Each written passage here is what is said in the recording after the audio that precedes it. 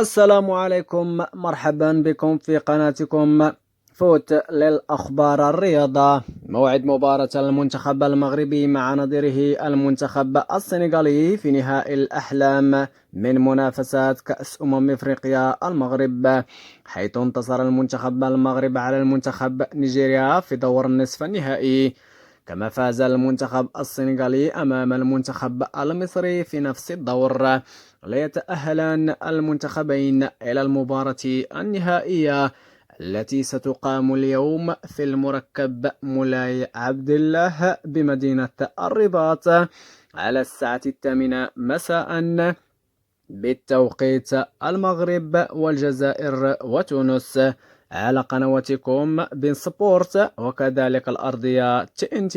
من التعليق جواد بدة وعصام الشوالي وكذلك شراط.